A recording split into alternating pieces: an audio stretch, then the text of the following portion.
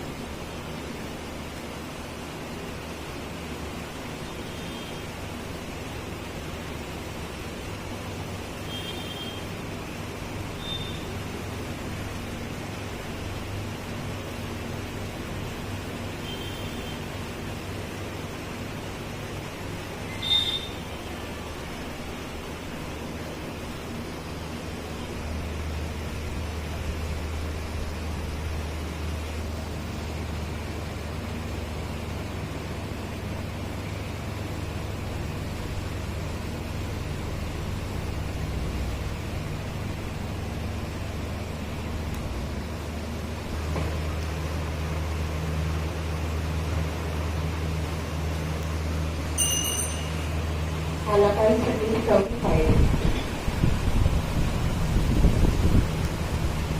श्वास घेताना आणि सोडताना आपला जिथे कुठे स्पर्श होतो त्या स्पर्शावर आपल्याला लक्ष केंद्रित करायचं आहे.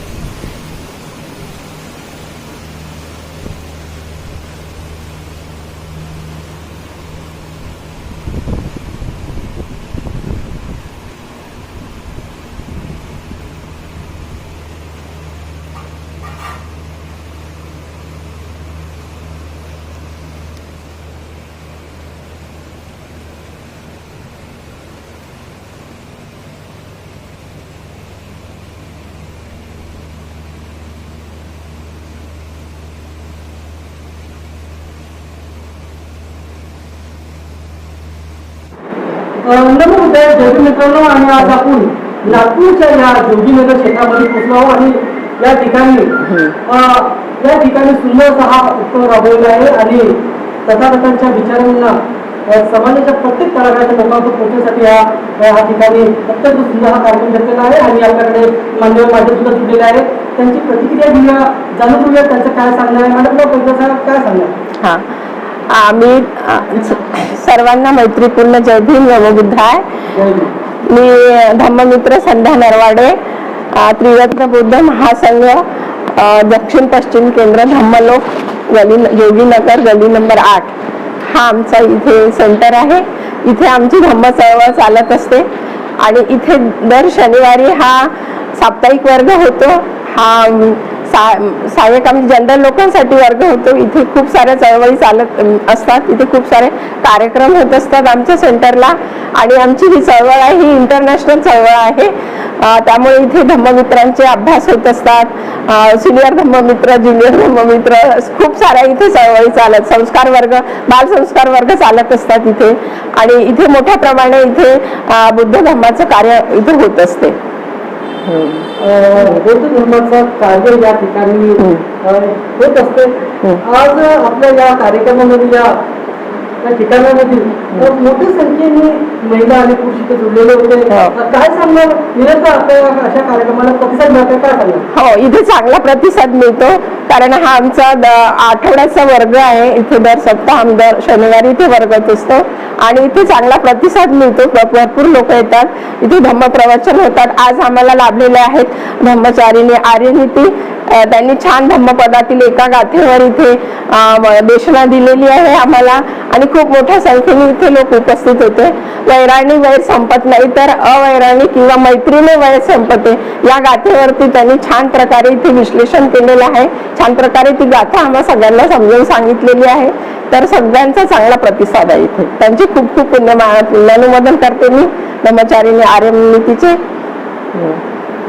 सुंदर असं कथानकाच्या विचारांना पेरण्याचं काम या ठिकाणातून चालू आहे. हा जोगीनगर क्षेत्र आहे आणि जोगीनगरमध्ये अत्यंत प्रत्येक घरामध्ये कथाकथांचे विचार पोचले पाहिजे याकरिता इथे मार्गदर्शन सुद्धा केले जाते. आपल्याकडे ज्यांनी ज्या मान्यवर मॅडम आल्या होत्या त्यांनी कथाकथांच्या बद्दल सुंदर असा हा उद्देश सांगितला आहे. त्यांची प्रतिक्रिया जाणून घ्या, त्यांचे काय सांगणार?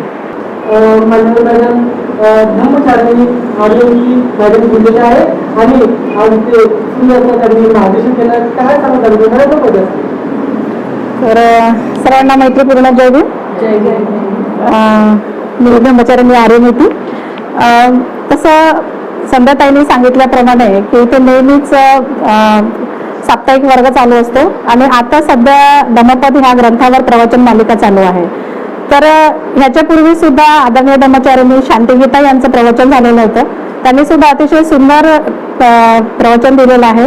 ह्या केंद्राचे जे चेअरमन आहेत आदरणीय धम्मचारी अर्थकीर्ती, त्यांनी सुद्धा म्हणजे नेहमीच आम्हाला ते मार्गदर्शन करीत असतात आणि सुंदर असं आम्हाला सगळ्या महिलांना ते पुढे घेऊन जात असतात. तर आजची जी गाथा होती की नाही वेरे न वेराने समंतित कुदाचना अवैरेनच संबंधी एच धम्मो सनातनो. म्हणजे ह्या गाथेवर जे काही वैराने वैर वाढत नाही तर ते मैत्रीनेच ते शांत होते. तर ह्या गाथेवर जे प्रवचन झालं आहे ते अतिशय सुंदर म्हणजे प्रयत्न केलेला आहे की आपल्या मनातली जी काही वैरत्वाची जी भावना आहे ती वैरत्व जर निर्माण केलं तर अधिकाधिक वाढत जातं. तर त्याला उपाय म्हणून मैत्री आणि करुणा हाच एक उपाय आहे की आपल्यातली जो काही द्वेष आहे तो कमी करण्यासाठी हा मैत्रीनेच आपण त्याला शांत करू शकतो. त्या गाथेवर आजचं जे काही प्रवचन झालेलं आहे आणि सर्वांनी ते ऐकून घेतलेलं आहे त्याबद्दल सर्वांचे मी आभार व्यक्त करते. प्रेम भावनाने वेळाला दूर केलं जाऊ शकते. भावनाने सुद्धा आपण दूर करू शकतो आणि हा कथाकथाचा अनुभव हा त्यांचा जो मार्ग आहे त्या मार्गाला त्यांनी सांगितलं आहे आणि निश्चितरित्या या ठिकाणी चांगला सुंदर बघण्याचं काम सुद्धा केलं आहे. आणि आज या ठिकाणी मोठ्या संख्येने महिला आणि पुरुषांनी या कार्यक्रमामध्ये येऊन या कार्यक्रमाला सफल करण्यात आला आहे. जणू काही आपण पावती मिळालेली आहे सफल कार्यक्रम करण्यासाठी आणि या कार्यक्रमाला निरंतर असा वाटचालीला गती मिळावी याकरिता आमच्या चॅनलच्या वतीने सुद्धा त्यांना शुभेच्छा आणि आमच्या सगळ्यांना क्रांतिकारी जय भीम. जय भीम. श्रेष्ठ म्हणजे आचरण करतात, नेहमी आचरण करतात त्या आणि अगदी शांत स्वभावाच्या आहेत त्या. बिलकुल म्हणजे असं सहनशील आणि शांत आहेत आणि विशेष म्हणजे अत्यंत मृदुभाषी आहेत त्या आणि इतक्या मैत्रीपूर्ण आहेत त्या. माझा एक अनुभव सांगते मी. आता मागच्याच महिन्यात ही गोष्ट इथे प्रवचन होतं. मी त्या प्रवचनाला आलेली आणि प्रवचन संपल्यानंतर बाहेर सगळे म्हणजे लोक गेले, सगळे लोक गेले आणि फक्त मी आणि त्या होत्या इथे.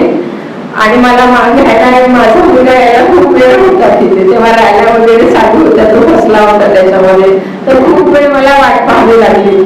तर त्यांना खूप चिंता वाटत होती, एकट्या कशा थांबतील इथे, एकट्या कशा. तर त्या माझ्यासोबत बराच वेळ थांबल्या तिथे.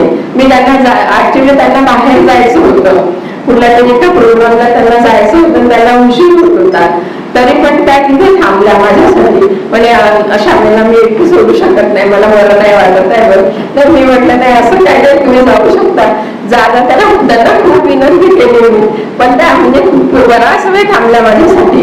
आणि याच्यातून म्हणजे त्यांचा हा गोष्ट त्यांना किती काळजी आहे किंवा किती मैत्रीपूर्ण आहे त्या, हा माझा त्यांचा म्हणजे अनुभव आहे मला. तर त्या खूप मैत्रीपूर्ण पण आहे. आणि त्यांची एक विशेषता म्हणजे त्या ठामपणे निर्णय घेऊ शकतात. कुठल्याही परिस्थितीमध्ये, कुठलीही परिस्थिती असली तरी पण त्या निर्णय घेण्यासाठी अतिशय सक्षम आहेत त्या. आणि त्यांच्या विशेष म्हणजे त्या कधीही प्रतिक्रिया देत नाही, त्या अगदी शांत असतात. कुणी काही म्हटलं म्हणजे असं तरी त्या प्रतिसाद देतात वाटल्यास, पण त्या प्रतिक्रिया देत नाही. शांतपूर्ण आणि विचारपूर्वक त्या खूप असं निर्णय घेत असतात. त्यांचा अभ्यास चांगला आहे, त्यांचं चिंतन मनन चांगलं आहे. आपण आता त्यांना त्यांच्या प्रवचनातून आपण त्यांना ऐकणारच आहोत.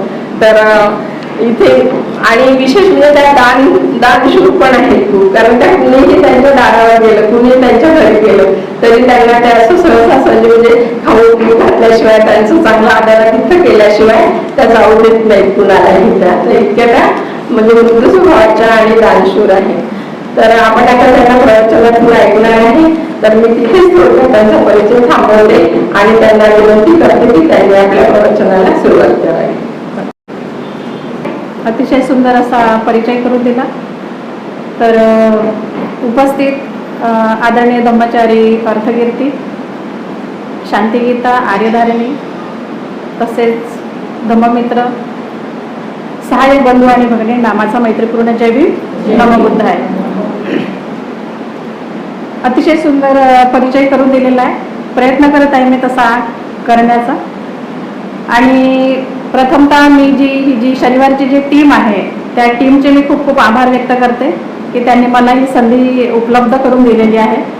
तसं जर बघितलं तर 2 वर्ष होतात मला धम्मचारिणी होऊन. माझं हे पहिलंच प्रवचन आहे ह्याच आपल्या केंद्रावरचं. प्रयत्न करते आहे मी.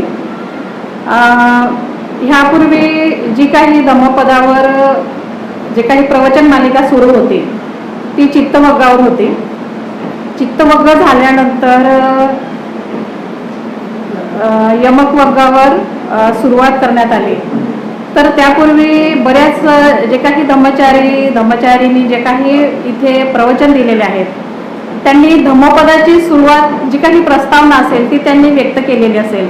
थोडीफार माहिती असेल की धम्मपद काय आहे, कुठून आलेलं आहे, कोणी सांगितलेलं आहे. तरी सुद्धा मला असं वाटून जातं की कोणी नाही कोणी प्रत्येक वर्गात कोणी नाही कोणीतरी नवीन असतात.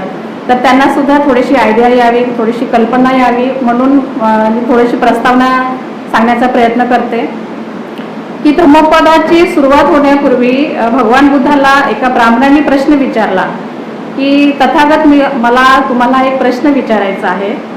तेव्हा तथागताची ते संमती घेतात. आपण काय करतो, सरळ सरळ काही विचारायचं असलं की मला असं म्हणायचं आहे आणि मला तसं करायचं आहे. पण बुद्धांना सुद्धा संमती घ्यावी लागत होती की प्रश्न विचारण्यासाठी. आणि मग तो ब्राह्मण बुद्धांना प्रश्न विचारतो की